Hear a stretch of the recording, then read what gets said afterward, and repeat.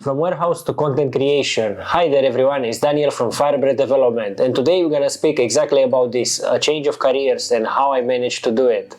Now, as a disclaimer, I want to say it's not a method that you can follow and achieve exactly, but you can probably get some very good insights and maybe inspire you and give you some ideas on how to do it, because everyone is different and all the situations are different.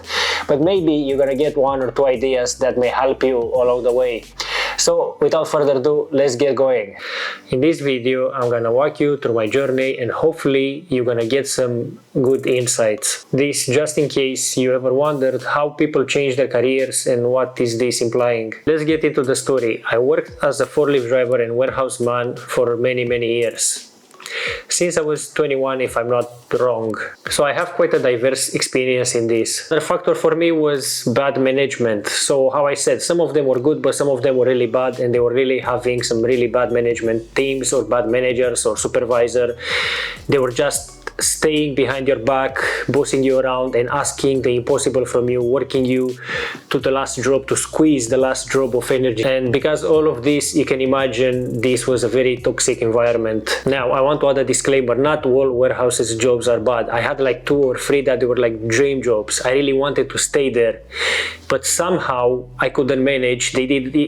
Some of them was through agency and they didn't need me anymore and they just ended my contract. Another one, I did a small accident with the forklift. The ones that were really good, I just couldn't keep them. So I don't want, if you working in a warehouse now and it's a good environment and you feel good there and you feel like colleagues, management, everything is good, don't just find reasons to be unhappy. Just try to see what you have in front of you, try to be grateful for what you have, and you're gonna be surprised when you become grateful of what you have, then somehow you attract better. So that being said, congratulations to all the managers and management teams and warehouses that know how to lead and how to value their workers, and they don't make from that environment, like a really bad one. How I discovered photography and how that led to my first job as a photographer and content creator, then lately led to my current job as a videographer and editor, and ultimately leading now to opening my own YouTube channel and doing my own YouTube videos. After I arrived to UK, after just 2-3 months after I started working, I financed my first DSLR camera and alongside with 2 lenses, and that was like a very happy moment for me. Then played a bit around with the camera like for a few months, 2-3 months, made a few pictures, quite good for a beginner to be honest. And then the camera just sat on a shelf for about 3 years or 3 years and a half. I never touched it, just collecting dust after that. For my excuse, life happened, problems, I've been even jobless at one point, stressful period, busy with nonsense. I didn't realize it at the moment, but just, I don't know, life in general happened. So when the pandemic started, even though I was still working full-time hours, I was a flexi driver in a bakery, so I was classed as a key worker. And because all other activities stopped, the world stopped, I couldn't go to gym, you couldn't even leave the house in the first month or something. I just got bored and somehow I picked up the camera back and I just started snapping around the house, the garden. I was working night shifts. First I was doing 8-hour shifts, then at one point they moved me to a 12-hour shift. When I was coming home after, I was sleeping just until 2 p.m, waking up and going straight outside to shoot and play with the camera some more. After I was just coming back at home, downloading the images in the computer, having a look at them. Of course, some of them was good, and a lot of them, they were having issues. They were either too yellow, they were either out of focus, they were either underexposed or overexposed.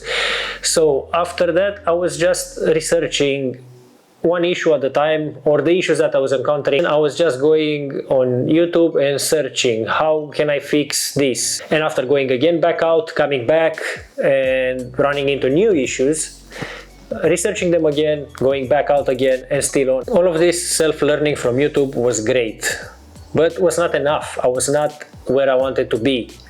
So after at one point I find out about this platform named Udemy or something like that has like very affordable courses, and there is from where I bought my first master photography beginner to advanced class. The good thing about this platform was, how I said, were like quite affordable, and you could learn at your own pace. So it's not required for you to attend in a certain time, certain days. You can do it at your own pace, like 15 minutes a day, 40 minutes a day, 1 hour a day. It's up to you. I started with the general photography course. Then after I did the portraits and headshots, followed up by a wedding course, then followed up by a video production course, then followed up by a Photoshop editing course, and then followed up by a Premiere Pro editing course. Now I have in my app more courses that I didn't get to finish them, because I need also to practice what I learned. I can't just learn and not putting into practice. So I stopped after these 6 courses, but I have a few more on my app. I will probably attach some b-roll with my courses to have an idea. All of these courses helped me along the way to puzzle the pieces better in my mind, to understand better, to make connections, and they also helped me to land my first corporate job. That was as a photographer and content creator in relatively big company with lots of office staff, maybe 40-50 office staff in total.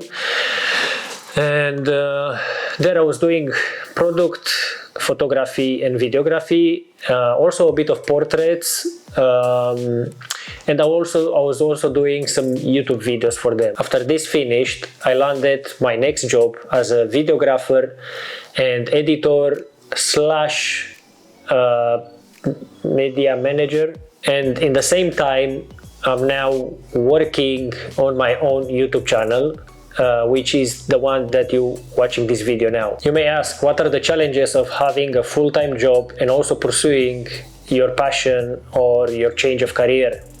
Well, honestly, for me, I didn't felt it was that hard, but maybe it's also because of my situation. I didn't have at the moment any girlfriend, I don't have any kids, so I think I had enough time, even though I was working full time, but the rest of the time I didn't really have what to do. So I put all my time and all my energy in that. I was not doing anything else besides work and photography and courses and learning and practicing and going for shoots, collaboration shoots with models from Instagram to build my portfolio. So everything I was doing beside work was just that. The only challenges that I could think about, it was that I couldn't go and shoot more. I couldn't go and shoot as much as I wanted because obviously of the work, but sometimes even when I was free, when I had time off, and I had scheduled collaborations so I can build my portfolio or things like that. Here was raining. So it was raining like all day or for 1 week in a row or things like that, and it was like messing up my plans completely. So in that period when I was working night shift and after work, I was not sleeping more than 6 hours. I don't know why, because now I can't function without at least 8 hours. But at that moment, somehow I was more driven. I was on that flow state maybe. I just didn't felt the tiredness. I was just waking up, have a quick shower, so I will be in a more sharp, more focused. And I was straight into editing or straight into doing courses or going outside and shooting. So it was like waking up, and first thing I was doing was directly straight to the action. Another thing that maybe it will help you or no, but for me when I was doing those online courses, so you do it at your own pace, so you can do whatever amount you are comfortable with. I never could go more than 45 minutes, maximum 1 hour, if it was a lesson that I could understand it, if it was an easy lesson, But sometimes there were some lessons that they were very hard to assimilate, and you just feel like you're never gonna be able to learn that. So I had many days I was doing 15 minutes of the course. I was like, okay, my head hurts now, my brain hurts. So after 15 minutes, I was just closing the computer and was maybe doing something more enjoyable, shooting, or sometimes even for a walk with my dog. The courses that I did, the length of them, they were varying depending. Like the general photography one was like 26 hours or something like that. And I did this on my own pace, how I said, sometimes half an hour, sometimes 10 minutes, sometimes 15 minutes, sometimes 45 minutes. And I think it took me like 4 or 5 months until I finished. Because I just took my time, I didn't rush. Some other courses was like 5 hours, 6 hours, some are 8 hours. It really depends on the complexity of the subject that you choose. So you can imagine that without self-development principles, without working hard, without consistency, without waking up every day and thinking about this thing and doing all these things, I wouldn't probably achieved this. Without consistent work and continuous learning, all of this will not be possible. I know this sounds a cliche and maybe you heard it before, but if you want a different outcome in life, you literally need to become a different person. While I was doing all these things that we spoke about, and while I was consistent and doing all these things, I also started and done a photography CV. Then in that CV, I lay out all my Udemy courses, 6. I also added my professional website with, I bought a domain, so it had the proper name. And also I had proper email, so I didn't have those Yahoo, Hotmail, Google, Gmail.com.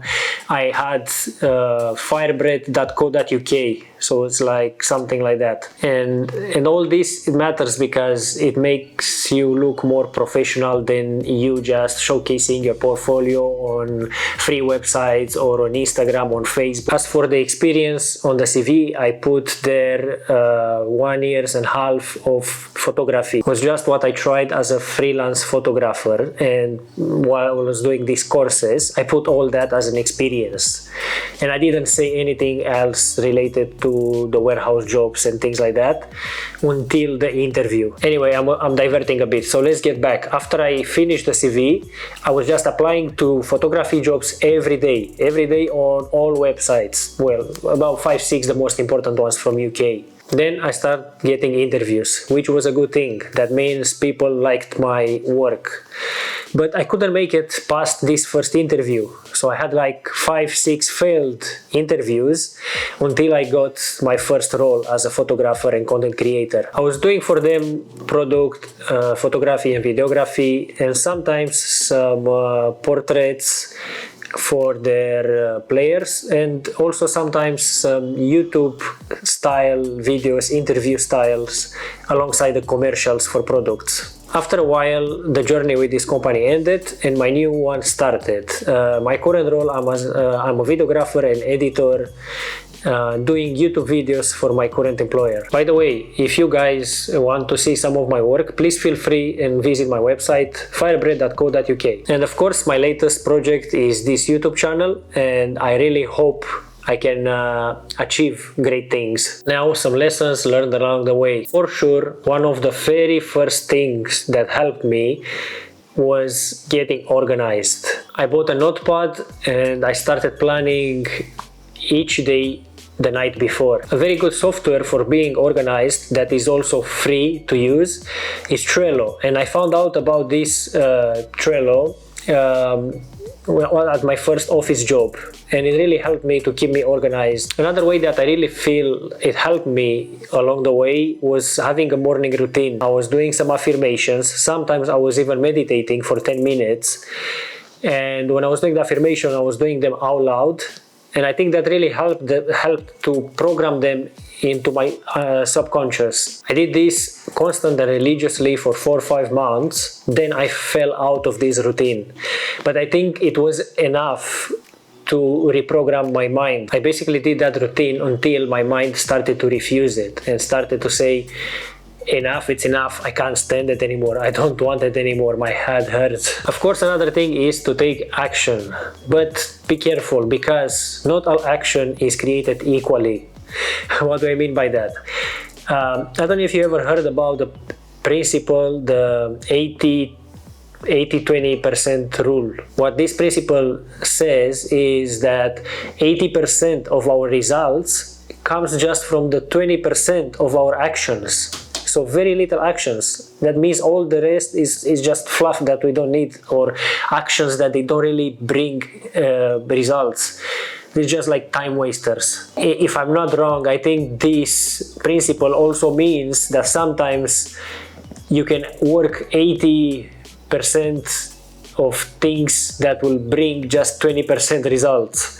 So you can work a lot and you will have just very little results, because you don't work on those things that are transformative, that matters. So you need to research this principle, go online and search 80-20% rule or principle. And all this being said, now I want to focus on this channel, on building this channel, sharing my experiences and stories, as well as helping others, bringing a positive and inspiring voice, or at least that's the plan. If you didn't saw my first video, I encourage you to go and watch it. That explains you a bit in more detail why I started this channel and why I choose this route instead of going deeper in photography and videography. Now, I don't know if I'm gonna bring too many elements of photography and videography to my self-development channel, because that will be time consuming. Maybe in the future, if I will do the transition from the job to full-time YouTuber, I could probably include more diverse imaging and videos. Now, if you're still watching, and I hope you are, and if you find a value in this video, please give it a thumbs up, and also please feel free to comment and tell me your self-development journeys. Also, please let me know what other things would you be interested in seeing me covering on this channel. Thank you for watching this video of my journey from warehouse to content creator. Whatever the mind of a man can conceive and believe, the man can achieve. Napoleon Hill. If you haven't already, please subscribe and see you in the next one.